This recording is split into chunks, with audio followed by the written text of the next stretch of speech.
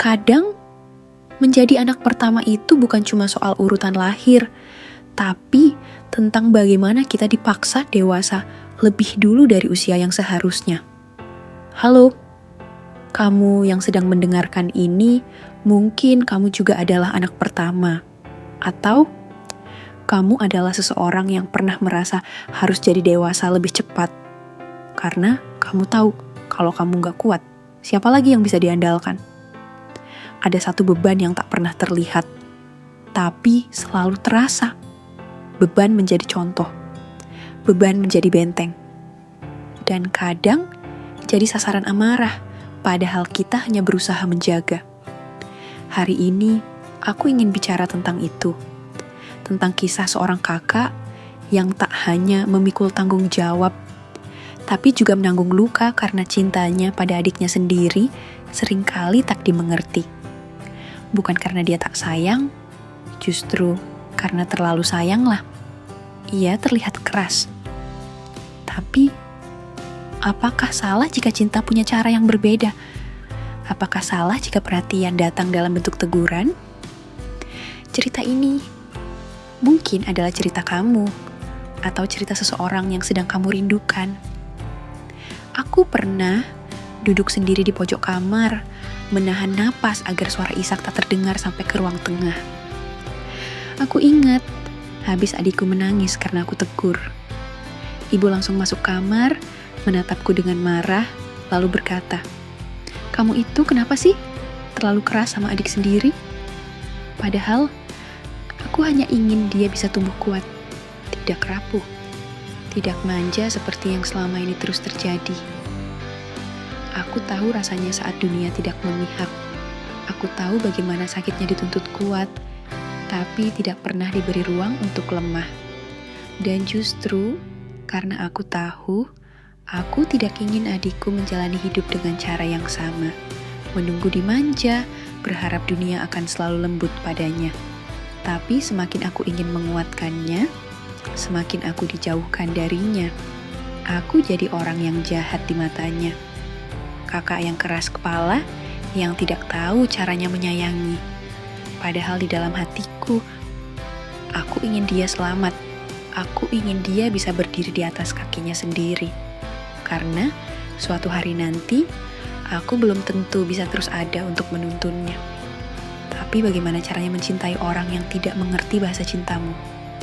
Kadang aku bertanya dalam hati, apa aku terlalu keras? Apa benar caraku selama ini menyakiti, bukan mendidik? Tapi, kalau aku ikut lembut seperti ibu, seperti ayah, siapa yang akan membentuk dia agar siap menghadapi dunia yang tidak pernah sebaik rumah ini? Aku pernah diam-diam mengamati adikku dari jauh. Saat dia marah karena hal kecil, saat dia menyerah karena ditegur orang lain, hatiku terasa panas. Bukan karena benci, tapi takut. Takut dia tidak bisa bertahan nanti. Aku tahu aku bukan orang tua, tapi aku adalah kakaknya. Dan sebagai kakak, aku pernah berdiri di titik terendah yang mungkin belum dia rasakan. Pernah kehilangan arah, pernah gagal, pernah dihina, dijatuhkan, ditertawakan. Dan saat itu, tidak ada yang memelukku sambil berkata, "Gak apa-apa, kamu cukup. Aku harus bangkit sendiri, belajar sendiri, luka sendiri." Maka dari itu, aku ingin adikku belajar lebih awal. Bukan karena aku kejam, tapi karena aku peduli. Mungkin caraku salah, mungkin aku belum cukup bijak. Tapi, aku tidak bisa membiarkan dia tumbuh tanpa tahu bahwa dunia ini tidak akan selalu memberinya pelukan. Apakah itu bentuk kasih sayang yang salah? Atau mungkin aku terlalu menyeret masa laluku untuk membentuk masa depannya. Kadang aku iri pada mereka yang bisa dekat dengan adiknya, yang bisa bercanda setiap hari, saling curhat, saling peluk tanpa ragu. Sementara aku dan dia seperti dua kutub yang saling dorong dalam diam. Padahal aku kangen. Aku ingin dia tahu bahwa aku sayang. Aku ingin dia tahu bahwa saat aku memarahinya, aku pun sering menangis sendiri.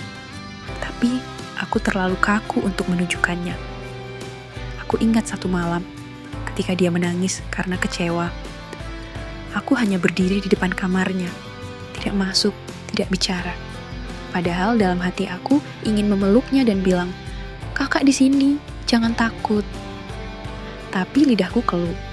Kebiasaanku menunjukkan sayang dengan cara keras, ternyata perlahan-lahan membuat dinding di antara kami tumbuh tinggi.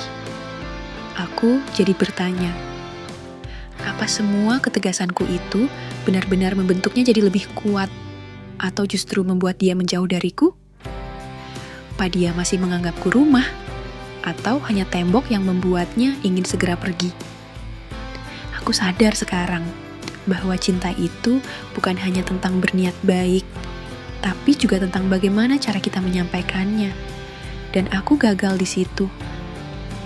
Aku terlalu sibuk melindunginya dari dunia luar, sampai lupa bahwa kadang luka terdalam datang dari orang yang tinggal satu atap.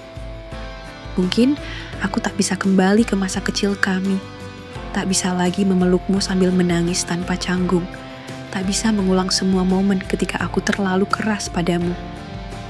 Tapi aku bisa memulai hari ini. Aku bisa mencoba menyapamu lebih hangat, mendengarkan ceritamu tanpa buru-buru memberi nasihat. Aku bisa belajar menjadi kakak yang tidak hanya menjaga, tapi juga menemani.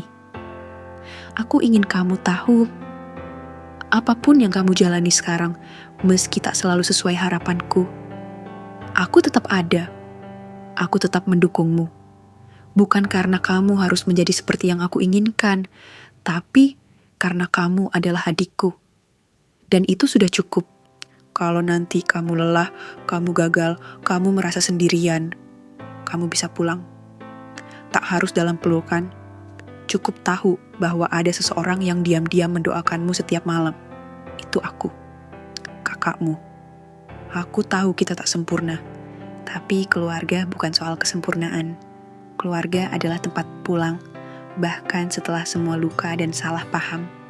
Dan aku akan selalu berusaha menjadi tempat itu untukmu, adikku. Mungkin kita pernah terlalu sering beradu pendapat. Mungkin suaraku terdengar terlalu tinggi, dan langkahmu terasa terlalu menjauh. Tapi dalam diam, kamu tahu kan? Aku tidak pernah benar-benar membencimu. Aku hanya tidak tahu cara mencintaimu tanpa terlihat kaku. Aku pernah berpikir bahwa tugas seorang kakak adalah mendidik, memberi arah, menunjukkan jalan. Tapi hari ini aku belajar bahwa kadang menjadi kakak juga berarti belajar untuk mundur satu langkah, memberi ruang untuk adik tumbuh, meski tumbuhnya tak sesuai rencana yang kuinginkan. Dan sekarang, aku tak lagi berharap kamu jadi kuat karena aku menginginkannya, tapi karena kamu menemukan sendiri alasannya untuk menjadi kuat. Bukan karena tekanan, tapi karena pemahaman. Aku menulis ini atau mengucap ini bukan sebagai permintaan maaf saja, tapi sebagai janji. Aku akan tetap jadi kakakmu, bukan untuk mengatur, tapi untuk menemani. Kalau suatu hari nanti kamu rindu seseorang yang percaya padamu, ingatlah bahwa aku pernah dan akan selalu menjadi orang itu. Dalam diam, dalam doa, dalam setiap jarak yang tak perlu dijelaskan. Karena meski dunia berubah, aku tetap kakakmu, dan kamu tetap adikku. Itu tak akan pernah